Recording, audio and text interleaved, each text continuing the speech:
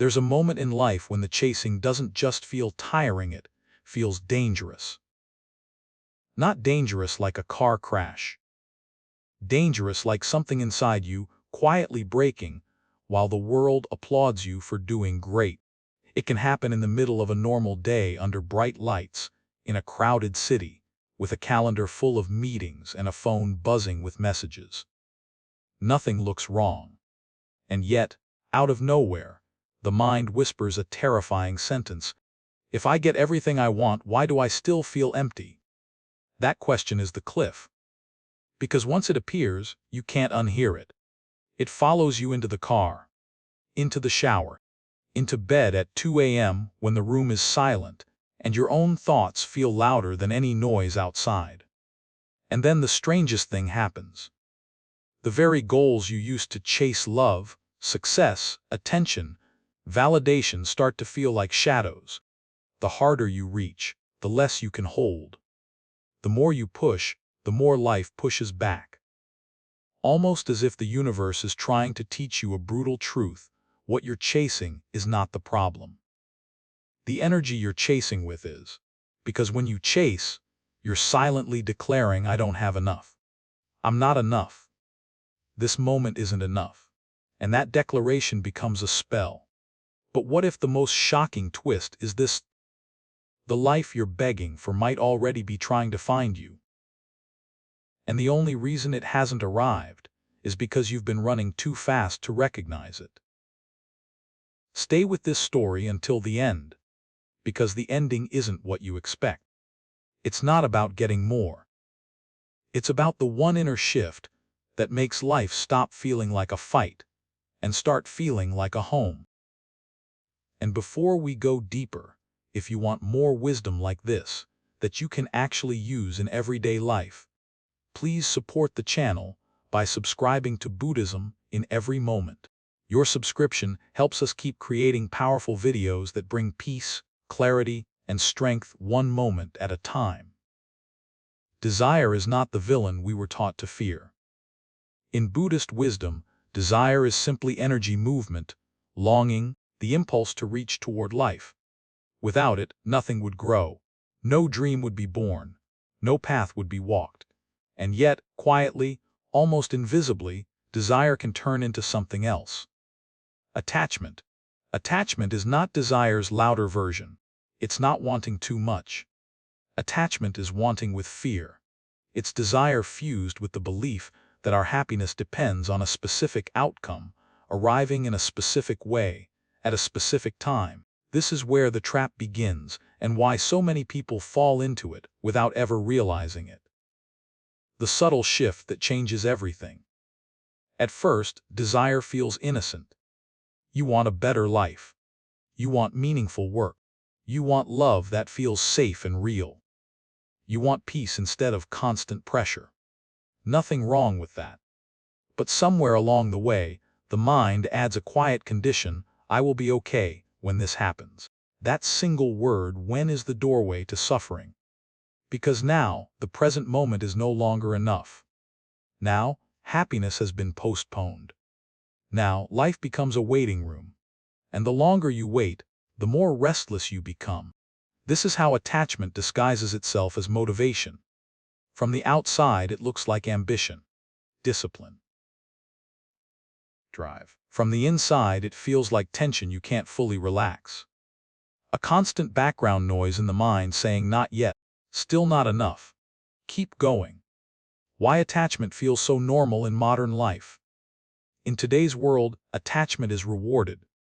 We're taught to define ourselves by what we achieve, what we own, how we're perceived. We're praised for always reaching higher, faster, further. Slowing down feels irresponsible. Letting go feels like falling behind. So attachment becomes invisible because everyone around us is doing the same thing. We attach to careers as identities, productivity as worth, busyness as importance, recognition as proof of value. And then we wonder why rest feels uncomfortable, why silence feels awkward, why success doesn't bring the relief we expected. Buddhism doesn't say this lifestyle is wrong. It simply says it comes with a cost. The cost is inner peace, the attachment to becoming someone.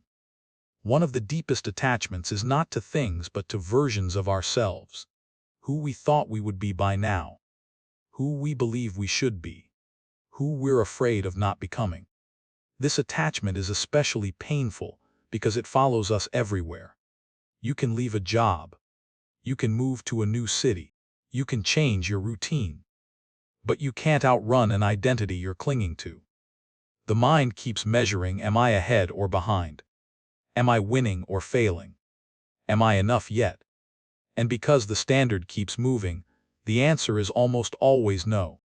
Buddhist wisdom offers a quiet but radical insight here. You do not need to become someone else to deserve peace. Peace doesn't arrive after transformation. Transformation happens when peace is allowed first. How attachment creates fear before anything is lost. Here's the cruel irony of attachment: you suffer before anything goes wrong. The fear of losing what you have. The fear of not getting what you want. The fear of time running out. This fear drains joy from moments that could have been lived fully. You might be physically present, but mentally negotiating the future. You might be smiling but inwardly bracing for what could disappear. Attachment doesn't wait for loss to hurt you. It hurts you in advance. Buddhism teaches that this is unnecessary suffering, pain created by the mind, not by reality. Reality simply unfolds. The mind tightens around it. Healthy desire versus unconscious attachment. This is where many people misunderstand Buddhist teaching. Letting go of attachment does not mean letting go of dreams. It means changing how you hold them. Healthy desire says, I will give my best effort, with integrity and presence. Attachment says, I need this to happen, or I won't be okay. One comes from wholeness. The other comes from fear. When desire is free of attachment, effort feels clean, not desperate. Action feels focused, not frantic. Failure feels informative, not crushing. You still care, but you don't cling. And paradoxically, this makes you more effective, not less. The mind's favorite lie, just one more. Attachment keeps the mind chasing the next milestone. Just one more promotion. Just one more relationship upgrade. Just one more level of security. And every time you reach it, there's a brief high followed by a familiar emptiness. The mind then whispers, okay, but now what? This isn't because you chose the wrong goal. It's because fulfillment was never inside the goal to begin with. Buddhist wisdom doesn't ask you to abandon ambition. It asks you to stop asking ambition to do a job it was never meant to do. No external achievement can permanently quiet an inner sense of lack. That quieting happens when attachment dissolves. What life feels like without attachment. Imagine still wanting growth, but without panic. Still moving forward, but without self-punishment. Still dreaming, but without postponing happiness. This is not a fantasy. It's a different relationship with desire. When attachment loosens, the nervous system relaxes. Decisions become clearer. Joy becomes less conditional. You stop living as if life is a test you're about to fail. You start living as if life is something you're participating in, not proving yourself to. A gentle practice to notice attachment. Here's a simple reflection rooted in Buddhist awareness. When you feel anxious or impatient, pause and ask, what am I afraid won't happen? What am I afraid of losing? Then ask, who would I be if I didn't need this to define my worth? You don't need to force an answer. Just noticing the attachment begins to soften it. Awareness is not passive. It's the beginning of freedom. The quiet truth beneath desire. Buddhist wisdom points to a truth that feels almost too simple. You don't suffer because you want things. You suffer because you believe you can't be at peace without them, and that belief, once seen clearly, begins to loosen its grip. As attachment fades, something unexpected appears. Space, breath, relief. Not because life finally gave you what you wanted, but because you stopped demanding that life be something other than what it is. And in that space, fulfillment begins not as a destination, but as a way of being. From the moment we are young, we are taught a powerful message: if you work hard enough, plan carefully enough, and push consistently enough, you can control your life. This belief is praised. It sounds responsible. It sounds empowering. And for a while, it even seems true. You organize. You strategize. You set goals. You try to stay one step ahead. And when things go according to plan, control feels like proof that life is manageable. But then quietly or suddenly life disrupts the illusion. Something doesn't move when it's supposed to. Something ends without permission. Something arrives before you're ready. Something you did everything right for still falls apart. And in that moment, the mind panics, not because the event itself is unbearable, but because the belief beneath it collapses. I thought I had this under control. Why control feels necessary? The need for control doesn't come from arrogance. It comes from fear. Fear of uncertainty. Fear of loss. Fear of chaos.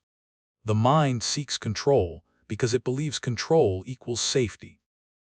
If we can predict outcomes, manage timing, and shape circumstances, then nothing can surprise us too deeply. But Buddhism gently reveals a hard truth. Control does not eliminate uncertainty. It only delays our confrontation with it. Life has always been uncertain. Control simply keeps us busy pretending otherwise. The cultural myth of mastery. In modern American culture, control is woven into success stories. We celebrate the idea of taking charge, making it happen, dominating the odds.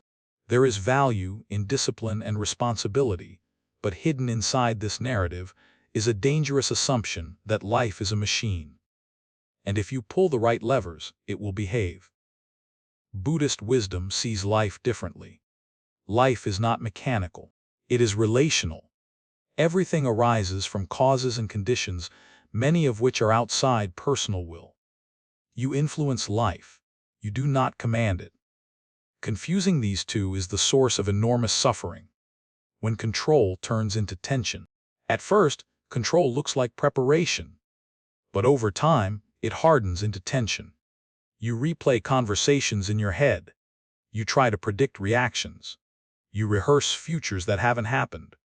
The body tightens. The mind races. And even during good moments, part of you is already bracing for what could go wrong. This is not peace. This is vigilance. Buddhism teaches that a mind obsessed with control is never truly at rest because it's always scanning for threats to its plans. Karma, not fate, but flow. One of the most misunderstood Buddhist teachings is karma. Karma is not punishment. It is not destiny carved in stone. Karma simply means that life unfolds through interconnected causes and conditions. Your actions matter. Your intentions matter. But they are never the only factors. When we try to force outcomes, we ignore the complexity of reality. We act as if our will alone should override timing, context, and the lives of others. This is why forcing often creates resistance. Life pushes back, not out of cruelty, but because reality cannot be bullied. The difference between responsibility and control. Buddhist wisdom draws a powerful distinction. You are responsible for your actions. You are not responsible for the results.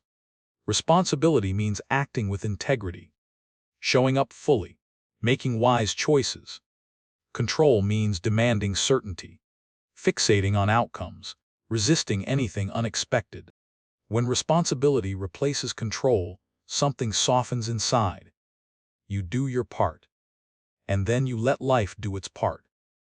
This shift doesn't make you weaker, it makes you steadier. Why surrender feels so frightening? The word surrender often triggers resistance. It sounds like giving up, like losing power, like accepting defeat. But Buddhist surrender is not collapse, it is clarity. Surrender means acknowledging what is already true. You don't see the whole picture. You can't control timing. You don't need to fight reality to live well. The fear around surrender comes from the ego, the part of the mind that believes its worth depends on control. When control loosens, the ego feels exposed. But beneath that fear is relief, the freedom of cooperation with life. There is a different way to move through the world, one that feels less like struggle and more like alignment. Instead of asking, "How do I make this happen?" you begin asking, "How do I respond wisely to what's here?" This subtle shift changes everything. You stop exhausting yourself trying to predict life. You start listening to it. Opportunities become clearer. Decisions feel more grounded. Mistakes become information, not shame. You are no longer fighting the current, you are learning how to swim with it. When control softens, presence deepens. One of the quiet gifts of releasing control is presence. When you're not constantly managing outcomes, you actually arrive in the moment. You notice how your body feels, what your intuition is saying, what's genuinely needed now.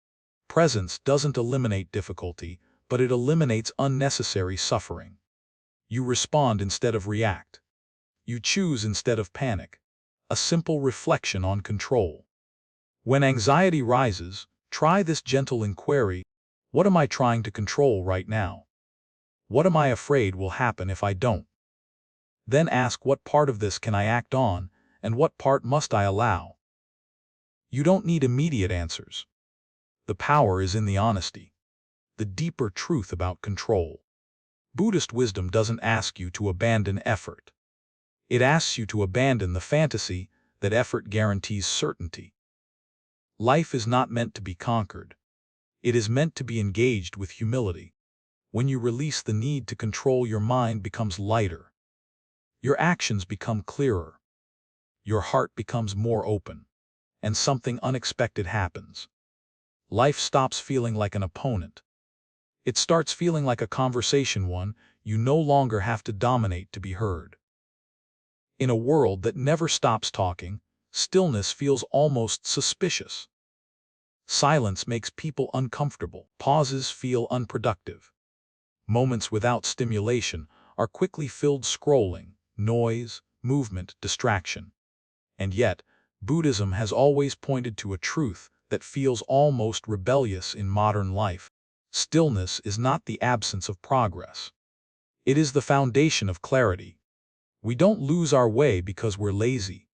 We lose our way because we're constantly moving without listening. Why we avoid stillness? Stillness strips away distractions, and distractions are often what protect us from ourselves. When everything goes quiet, uncomfortable questions surface. Am I actually happy? Why do I feel restless even when nothing is wrong? What am I avoiding by staying busy? The mind prefers motion because motion feels like control. Stillness, on the other hand, asks us to sit with uncertainty. So we label stillness as weakness, as wasted time, as something we'll do later when life slows down. But life rarely slows down on its own. Stillness is not doing nothing. One of the greatest misunderstandings is believing that stillness means inaction. Buddhist stillness is not collapse. It is alert presence. Like a lake with no ripples, stillness allows reflection. When the water is calm, the sky becomes visible. When the mind is calm, truth becomes accessible. In stillness, you see what you were too busy to notice. You hear what urgency drowned out. You feel what distraction kept hidden. This is why wisdom doesn't shout. It waits. The nervous system needs quiet to heal. Modern life keeps the nervous system in a constant state of alert. Deadlines, notifications, expectations, comparisons. Even when nothing is happening, the body behaves as if something might happen. Buddhist practice understood this long before neuroscience gave it language.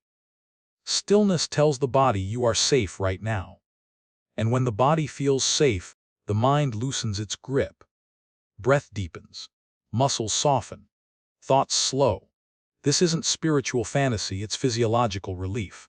Where stillness lives in real life.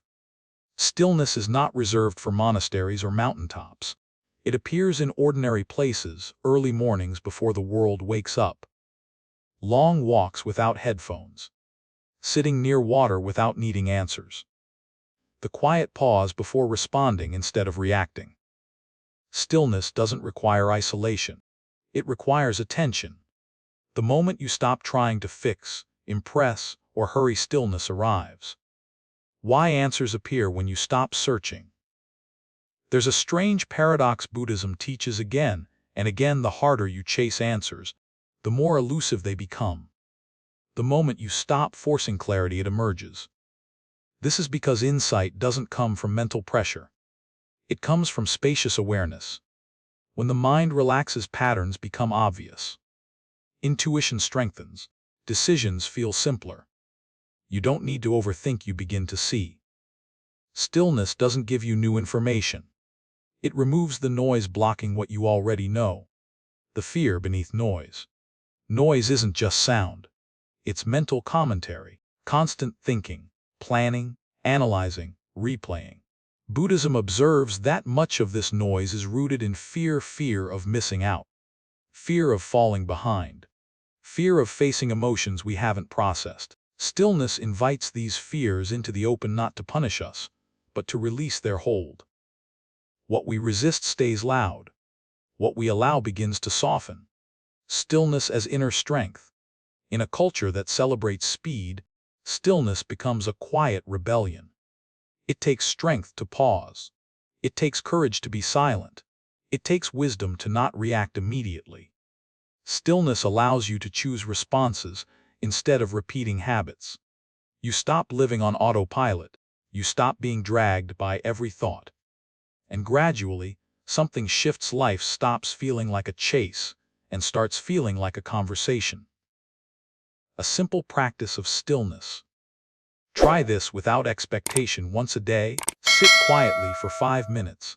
No phone, no agenda, no fixing. Just notice the breath, the body, the thoughts passing by.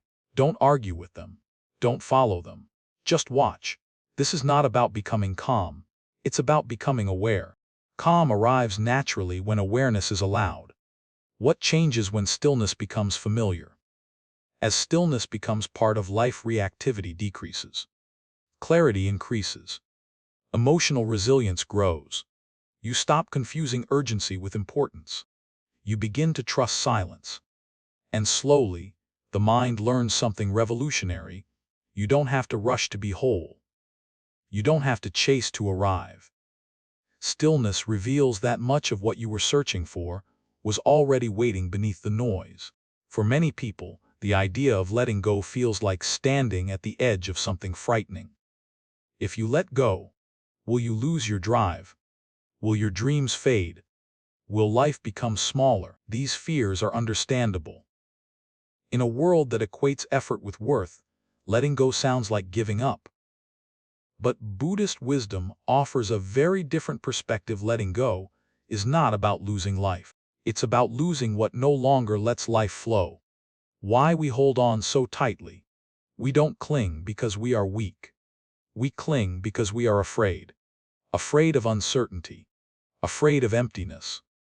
Afraid that without holding on, everything will fall apart. So we hold on to old expectations, familiar pain, identities that once protected us, stories about how life should unfold. Even when these things hurt us, they feel safer than the unknown. Buddhism sees this clearly. Suffering often comes not from pain itself, but from our refusal to release what has already changed. Letting go is not erasing the past. One of the biggest misunderstandings about letting go is believing it requires forgetting, denying, or minimizing what mattered. Letting go does not erase experiences. It releases the grip they have on the present. You can honor effort without clinging to outcomes. You can appreciate chapters of life without trying to relive them. You can acknowledge loss without allowing it to define you. Buddhist non-attachment is not cold detachment, it is respectful release. The weight of carrying what no longer fits. Over time, life evolves. We evolve. But the mind often insists on carrying old versions of ourselves into new realities. This creates friction. What once felt right begins to feel heavy. What once motivated begins to drain. What once inspired begins to restrict. Letting go is not failure. It's recognition. Recognition that growth sometimes requires subtraction, not addition. Why letting go feels like grief? Letting go often hurts not because it's wrong, but because it involves mourning. We grieve lost expectations, unlived futures, identities we outgrew. This grief is rarely acknowledged in everyday life, but Buddhism honors it. Grief is not a sign you're going backward. It's a sign you're honest. When you allow grief instead of resisting it, something gentle happens. The heart softens. The body relaxes. The fight ends. Action without attachment. Letting go does not mean stopping action. It means changing your relationship with results. You still show up. You still care. You still act with intention, but you no longer demand that effort guarantees a specific outcome. This shift brings unexpected freedom. You act more courageously. You recover faster from setbacks.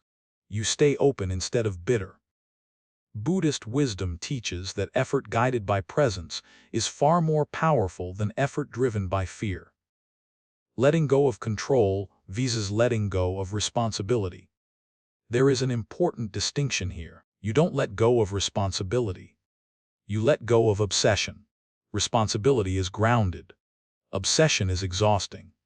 When obsession fades, clarity returns. You stop forcing what isn't ready. You stop chasing what's running away. You stop punishing yourself for timing you don't control. The space that appears after letting go. When something is released, space opens. At first, that space can feel uncomfortable like silence after noise. But space is where life moves. New perspectives enter. Unexpected opportunities appear. Energy returns. Letting go creates room not for chaos, but for alignment. A gentle practice for letting go. When you notice tension, ask quietly, what am I gripping right now? Is holding on helping or hurting? Then imagine loosening your grip not all at once, but slightly. You don't need to drop everything. You just need to stop squeezing. Even a small release changes everything. The deeper truth about letting go. Buddhist wisdom reminds us, you don't lose yourself by letting go. You uncover yourself. What remains after release is not emptiness, it is essence. When you stop clinging to what you thought you needed to be, something more honest takes its place. Not louder, not shinier, but lighter, truer. And in that lightness, life becomes easier to carry not because it weighs less, but because you no longer fight its movement. There is a quiet exhaustion that comes from constantly being measured. Measured by performance. Measured by productivity. Measured by how others respond to you. Many people don't realize how deeply this exhaustion runs because it hides behind ambition, politeness, and success. On the surface, life looks fine. But underneath, there's a subtle pressure always asking, am I enough yet? Buddhist wisdom recognizes this pressure as one of the most painful forms of suffering. Not because we lack worth, but because we keep trying to prove it. How approval becomes a habit. The desire for approval doesn't begin as weakness. It begins as connection. We learn early that being accepted feels safe. Being praised feels reassuring. Being liked feels like belonging. Over time, the mind quietly learns a dangerous lesson. My value depends on how I'm received. So we adjust. We perform. We edit ourselves. We say yes when we mean no. We stay quiet when something matters. We work harder, not always to grow but to be seen. Eventually, approval stops feeling optional. It feels necessary. And that's when self-worth quietly leaves our own hands. The trap of comparison. Comparison feels logical, almost unavoidable. We look around to understand where we stand. But comparison rarely brings clarity, it brings judgment. There will always be someone ahead. There will always be someone behind. There will always be someone doing life differently. When self-worth depends on comparison, peace becomes impossible because the measuring never ends. Buddhism teaches that comparison is not a reflection of truth. It's a reflection of insecurity. The moment you compare, you've stepped out of your own life and into someone else's story. Why external validation never satisfies. Even when approval comes, it rarely lasts. Praise fades. Attention shifts. Standards change. And the mind immediately asks for more. This is not because people are ungrateful. It's because validation is temporary by nature. Buddhist wisdom points out a simple truth: anything that comes from outside cannot stabilize what's unsettled inside. No amount of recognition can replace inner acceptance. Intrinsic worth, a radical idea. One of the most transformative Buddhist insights is this: your worth is not earned. It is inherent. You don't become valuable by achieving more. You don't lose value by resting. You don't need permission to matter. This idea feels radical because it contradicts much of modern conditioning. But it also feels deeply relieving because something inside recognizes it as true. When worth is intrinsic, you act from integrity, not desperation. You listen without shrinking. You speak without needing to impress. Confidence becomes quiet. Boundaries become natural. Emotional independence. Buddhism doesn't teach isolation. It teaches emotional independence. Emotional independence means you welcome appreciation, but don't depend on it. You consider feedback, but aren't defined by it. You belong to yourself first. This doesn't make relationships colder, it makes them healthier. When you're not chasing approval, you show up more honestly. You stop overgiving. You stop resenting what others never promised. Love becomes a choice, not a transaction. The freedom of no longer performing. There is immense relief in no longer trying to be enough for everyone. You stop curating your personality. You stop explaining yourself unnecessarily. You stop fearing disagreement. Buddhist wisdom reminds us, you are not here to be universally approved. You are here to live truthfully. When performance drops, presence rises. And presence is far more attractive than perfection. A simple reflection on worth. When self-doubt appears, pause and ask, if no one were watching, if no one were judging, who would I allow myself to be right now? Sit with that question gently. Often, the answer feels calmer, softer, more real. That version of you doesn't need to prove anything. What changes when self-worth comes from within? When self-worth is no longer outsourced, comparison loses its grip. Approval becomes pleasant, not necessary. Rejection becomes information, not identity. You stop living defensively. You begin to live deliberately. Buddhist wisdom doesn't promise a life without criticism. It promises a life where criticism no longer defines you. And in that freedom, something powerful happens. You stop asking the world to tell you who you are.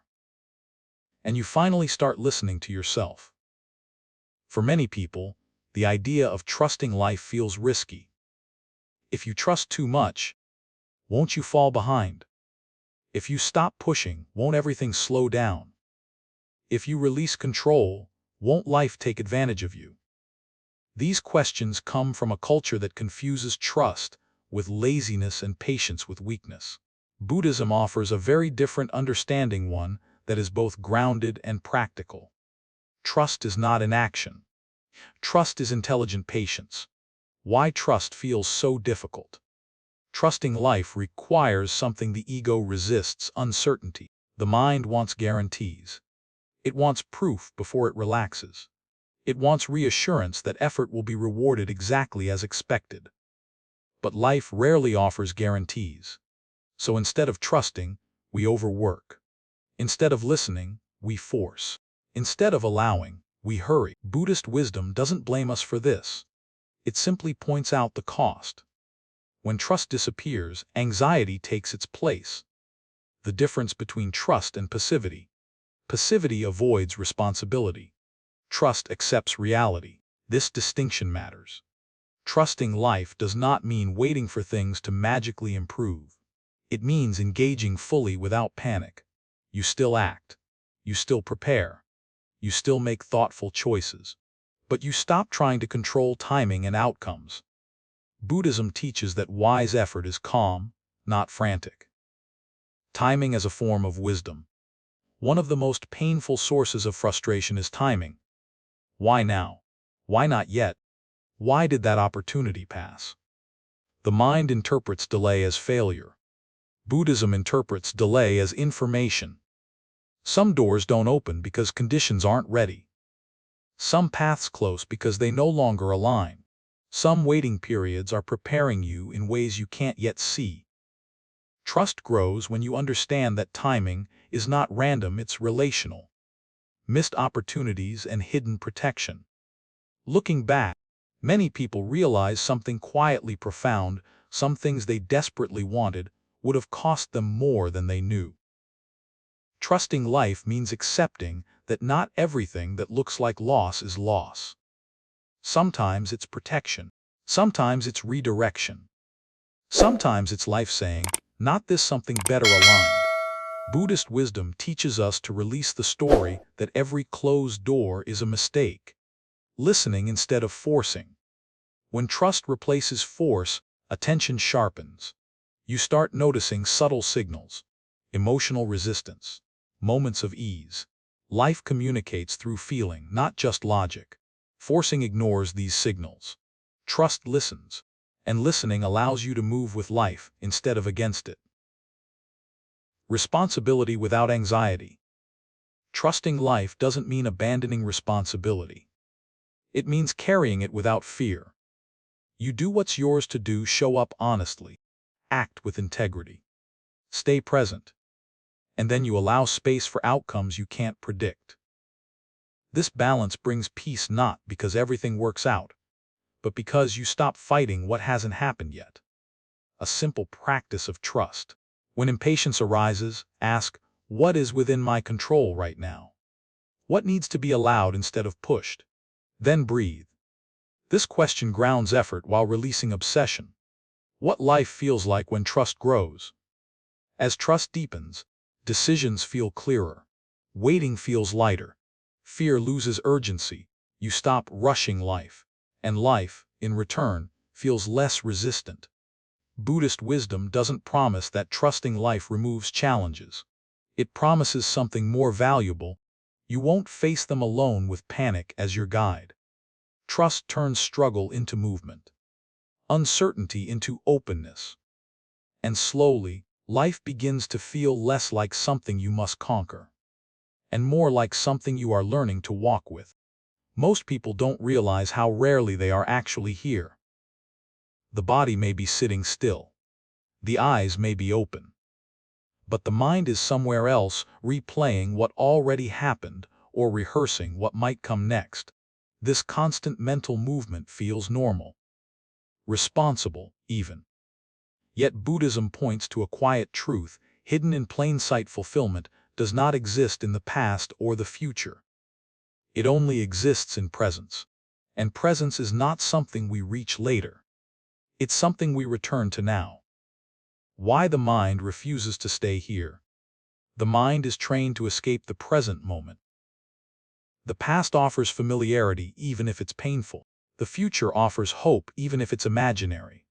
The present moment, however, offers no promises, only reality. So the mind avoids it. It worries, plans, regrets, analyzes anything to avoid sitting fully inside what is. Buddhist wisdom does not condemn this habit. It simply reveals its consequence. When you are never present, life keeps happening without you. Psychological time and invisible suffering. Buddhism describes suffering not just as pain, but as psychological time, the mind's obsession with what was and what might be. You suffer when you relive moments you cannot change. You anticipate futures you cannot control. You measure today against an imagined timeline. This suffering feels real, but it isn't happening now. Presence dissolves this illusion, not by fixing the past or controlling the future, but by returning awareness to where life actually unfolds. The simplicity we overlook. Presence is not dramatic. It doesn't announce itself.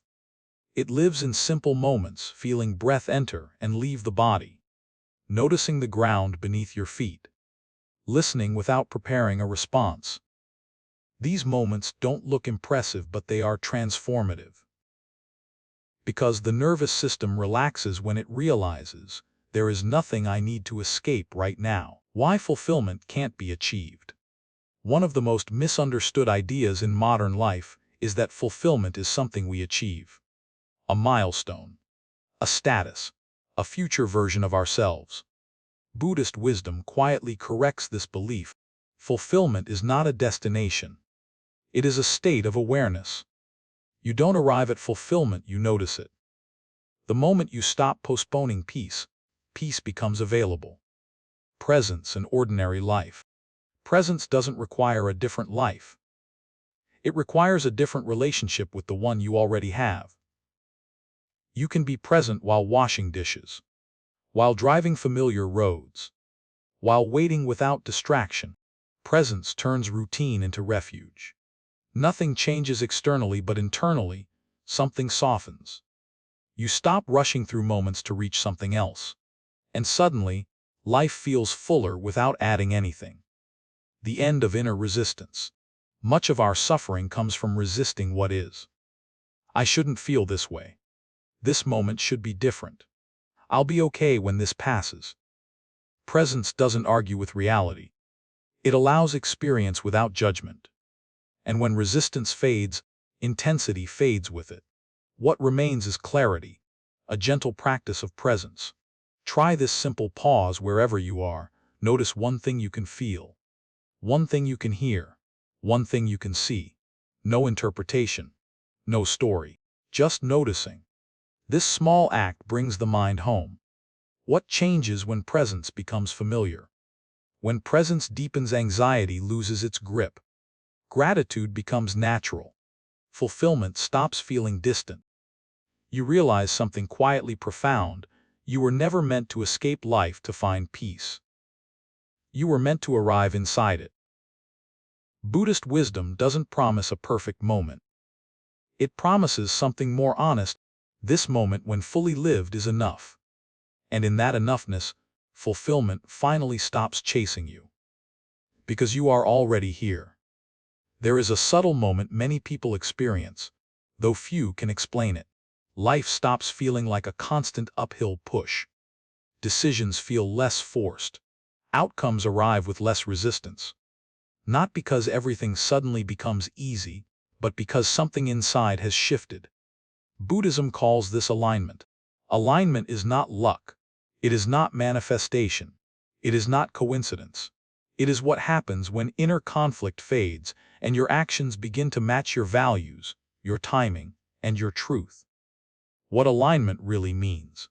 Alignment is often misunderstood as effortlessness. In reality, alignment still requires action, but it removes unnecessary struggle. When you are aligned, you stop acting from fear.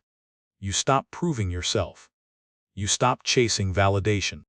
Your energy becomes clean, and clean energy moves efficiently. Buddhist wisdom teaches that when intention, action, and awareness move together, life responds more smoothly, not because you control it, but because you are no longer fighting it. Why resistance creates friction? Most resistance is internal. We resist what we feel, what we know, what is already happening. So we push, deny, distract, or force. Resistance drains energy. Alignment restores it. When resistance drops, clarity increases. Timing improves. Choices feel simpler. You are no longer divided against yourself. The difference between hustle and flow. Hustle relies on pressure. Flow relies on presence. Hustle says, more effort will fix this. Flow asks, is this aligned with who I am right now? Buddhist wisdom does not reject effort. It rejects blind effort. Aligned action feels grounded. Misaligned action feels heavy. Your body often knows the difference before your mind does. How life responds to alignment. When alignment deepens, life doesn't obey, you simply notice different things. Opportunities feel clearer. Conversations feel more honest. Paths appear that were previously invisible. This is not magic. It's attention without distortion. When fear, attachment, and control loosen, perception sharpens. You see what fits and what doesn't more quickly. Authenticity as alignment. Alignment is inseparable from authenticity. When you stop performing, you attract situations that match you. You repel what doesn't. This filtering is not rejection, it's clarity. Buddhist wisdom teaches that authenticity simplifies life. Less pretending means fewer wrong turns. Less effort, better results. One of the most surprising discoveries on this path is that less effort often produces better outcomes. Not because effort is bad, but because wasted effort disappears. You stop chasing what drains you. You stop fixing what isn't yours. You stop forcing what resists. And what remains is focused, meaningful action, a simple alignment check. When something feels stuck, ask, is this coming from fear or clarity? Am I pushing or responding? The answer is usually felt, not reasoned. Alignment speaks quietly but clearly. What alignment feels like over time. As alignment becomes familiar, life feels less chaotic. Self-trust grows. Regret diminishes. You stop second-guessing every choice. Not because you're always right, but because you're present. Buddhist wisdom doesn't promise a perfect path. It promises a truthful one. And when you walk truthfully, something remarkable happens. Life doesn't need to be forced. It begins to meet you halfway. Not because you demanded it, but because you finally stopped resisting who you are. At the end of all the seeking, something quietly becomes clear. Fulfillment was never hiding behind the next achievement. Peace was never waiting in a future version of yourself. And life was never meant to be conquered, optimized, or perfected. It was meant to be lived. Buddhist wisdom does not offer a dramatic finish. It offers a gentle return. A return to what has always been here. The myth we believed about fulfillment. Many people grow up believing the same story. One day, everything will finally make sense. One day, the pressure will ease. One day, life will feel complete. So we endure the present in exchange for a promised future. But that future never fully arrives because the mind keeps moving the finish line. Buddhism doesn't call this failure. It calls it misunderstanding. Fulfillment was never meant to be postponed. What fulfillment actually is. Fulfillment is not excitement that fades. It is steadiness that remains. It is the feeling of being at home inside yourself, even when life is imperfect. Fulfillment looks quiet, waking up without dread, moving through the day without inner conflict, accepting moments as they are, without constant negotiation. This kind of fulfillment doesn't depend on conditions. It comes from alignment with reality, the return to yourself. Throughout life, many people drift far from themselves. They become who they were expected to be. They chase what they were told mattered. They silence what feels true to belong. Buddhist wisdom invites a return, not to a past identity, but to presence. When you stop abandoning yourself for approval, speed, or certainty, something stabilizes. You stop feeling lost not because you found all the answers, but because you stopped running from the moment you're in. Why simplicity feels so radical? Simplicity is often misunderstood as settling. In truth, simplicity is clarity. It's knowing what matters and letting the rest fall away. Buddhist teachings remind us, the mind complicates what the heart already understands. When you stop chasing complexity, life becomes lighter. Not because problems disappear, but because you stop adding unnecessary weight. Living without the constant fight. A fulfilling life doesn't mean life stops challenging you. It means you stop fighting yourself while facing those challenges. You still feel fear, but it no longer leads. You still experience loss, but it doesn't define you. You still make mistakes, but you don't live in regret. Peace becomes a companion, not a reward. The quiet confidence of acceptance. Acceptance is not resignation. It is the confidence to face reality without resistance. When you accept what is, energy returns. Choices clarify. Life softens. You stop arguing with the moment. And in that silence, wisdom rises. The final Buddhist insight. After all the teachings, reflections, and practices, Buddhism leaves you with a simple truth. You don't need to become someone else to live a fulfilling life. You don't need to wait for conditions to be perfect. You don't need to chase what is already trying to meet you. Fulfillment begins the moment you stop asking life to be different and start allowing yourself to be fully here. A gentle closing reflection. Take a breath. Not to achieve anything, not to fix anything, just to arrive. This moment exactly as it is enough to begin again. And perhaps the most liberating realization of all is this: you were never behind. You were never broken. You were never missing life. You were simply learning how to stop running and finally walk with it. Throughout this entire journey, one truth has quietly revealed itself again and again: we were never lacking effort, ambition, or intelligence. What we were lacking was ease.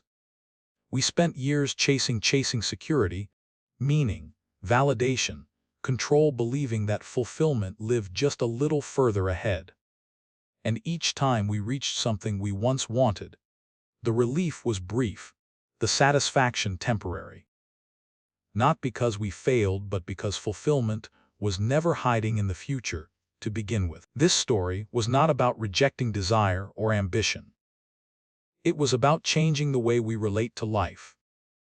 Buddhism doesn't ask us to withdraw from the world, it asks us to stop fighting it, to stop gripping so tightly, to stop demanding that life prove our worth before we allow ourselves to feel at peace. We learned that attachment quietly drains joy, control creates tension, and constant comparison erodes self-worth.